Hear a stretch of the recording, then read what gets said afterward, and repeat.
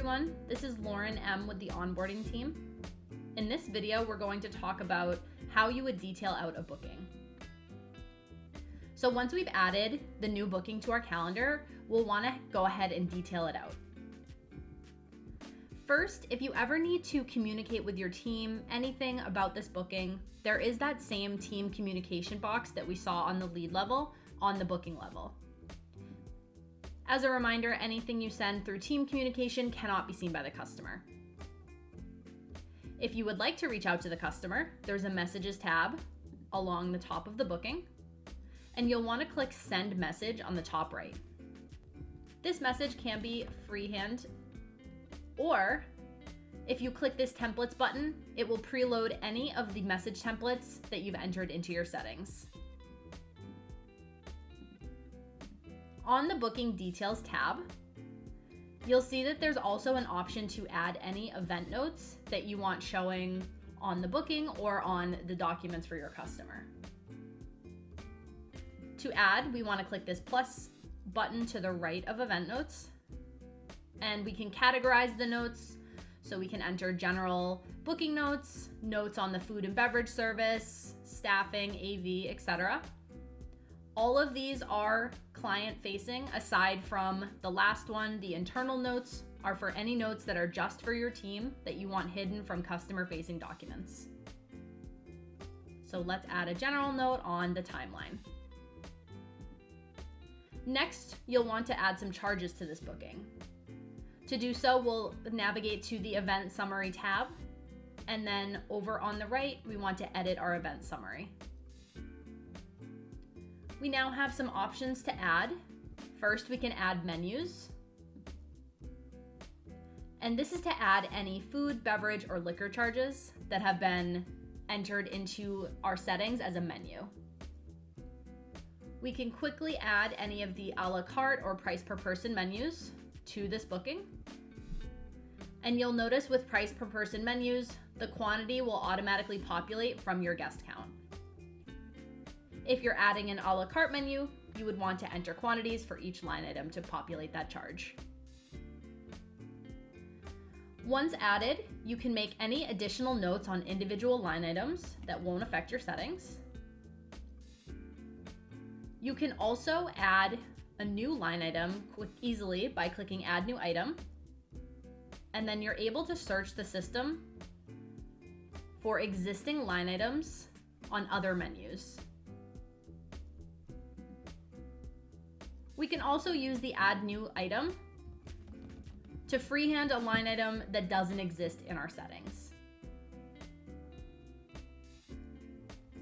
We also have the options to add any other charges for something like staffing or rental items, and the ability to add any discounts as well. When you're finished, you can go ahead and click the green Save Event Summary in the top right. Now that we've added some notes and a menu, we can go ahead to the Financials tab. Here you can update your taxes and fees event by event if needed, and you can also set a food and beverage minimum if you're taking one. We do that by clicking Edit Financials and then just inputting here what the minimum should be. If you want to add a deposit to have the customer sign off on, you can do so by clicking New Payment, giving the payment a name and an amount, clicking Save. By default, it will be hidden from the documents. You'll just want to click the three dots to the right of the payment and make visible to customer so that it will show up on the documents and the guest portal. In our next video, I'll go into much further detail about how you would then record that this deposit has been paid. When you've added the appropriate notes, charges, deposits to this booking, you might be ready to request approval from your customer on this booking. So you'll see in green a Request Approval button. Below it is a Preview button where you can preview exactly what the customer can see before you do request the approval.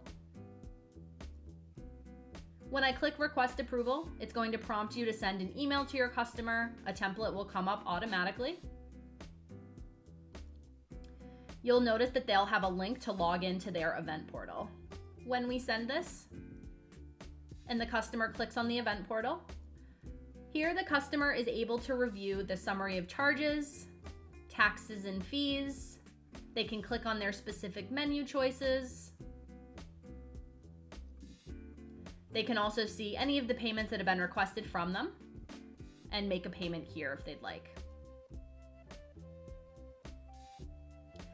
Once they've reviewed everything, they can add their name here.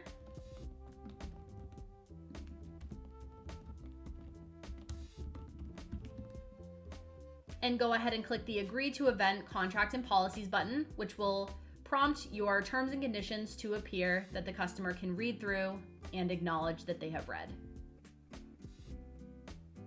They'll go ahead and approve the proposal now. And voila! The proposal has been approved. The booking owner will receive an email that the signature has been provided, and the customer will receive an email with the signed copy of their documents. In the next video, we'll walk through how to handle payments on a booking through Gather. Thanks for watching. If you need any help, make sure to click the support button in the bottom right-hand corner of any Gather screen.